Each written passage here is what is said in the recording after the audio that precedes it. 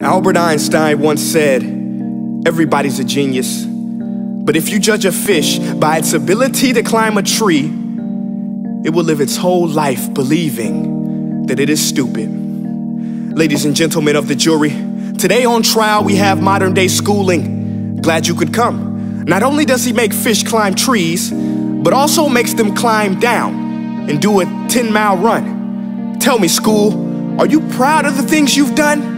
Turning millions of people into robots, do you find that fun? Do you realize how many kids relate to that fish swimming upstream in class, never finding their gifts, thinking they are stupid, believing they are useless? Well, the time has come, no more excuses. I call school to the stand and accuse him of killing creativity, individuality, and being intellectually abusive.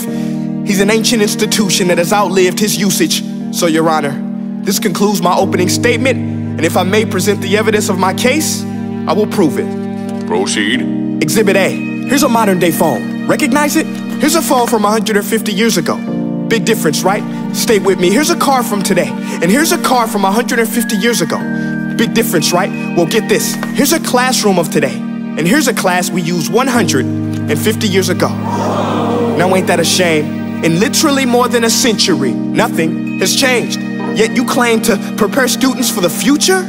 But with evidence like that, I must ask, do you prepare students for the future or the past?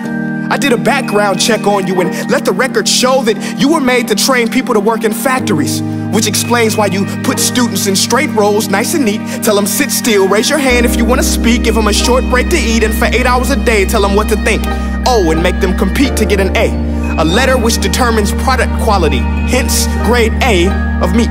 I get it. Back then, times were different. We all have a past. I myself am no Gandhi. But today, we don't need to make robots zombies. The world has progressed, and now we need people who think creatively, innovatively, critically, independently, with the ability to connect. See, every scientist will tell you that no two brains are the same, and every parent with 2 or more children will confirm that claim.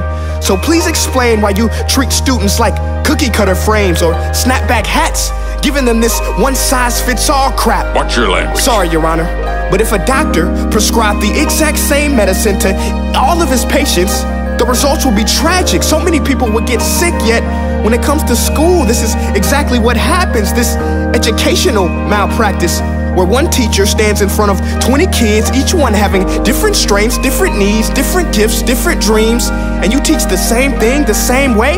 That's horrific.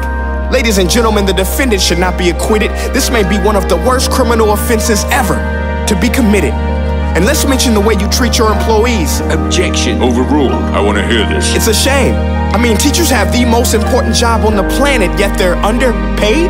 No wonder so many students are short-changed. Let's be honest, teachers should earn just as much as doctors, because a doctor can do heart surgery and save the life of a kid, but a great teacher can reach the heart of that kid and allow him to truly live. See, teachers are heroes that often get blamed, but they're not the problem. They work in a system without many options or rights. Curriculums are created by policymakers, most of which have never taught a day in their life. Just obsessed with standardized tests. They think bubbling in a multiple choice question will determine success. That's outlandish.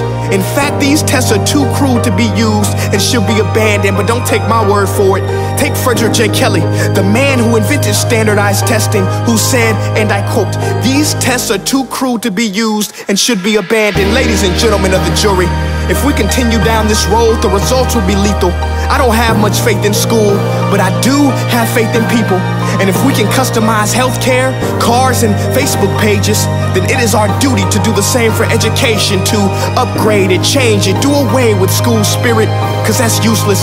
Unless we're working to bring the spirit out of each and every student, that should be our task. No more Common Core. Instead, let's reach the core of every heart in every class. Sure, math is important, but no more than art or dance. Let's give every gift an equal chance. I know this sounds like a dream, but countries like Finland are doing impressive things.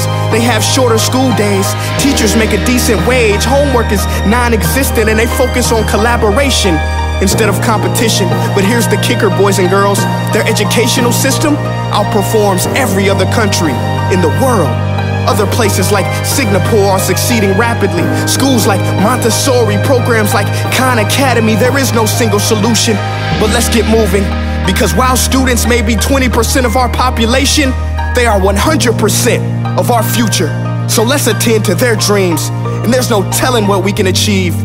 This is a world in which I believe, a world where fish are no longer forced to climb trees. I rest my case.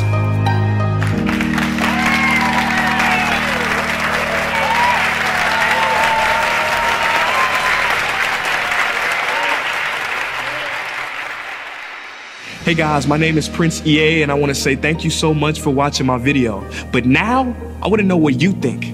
How can we together create a more efficient, effective, and just better future of learning? I want you to visit nestday.com/preorderthefuture and share your thoughts and ideas on the topic. Peace.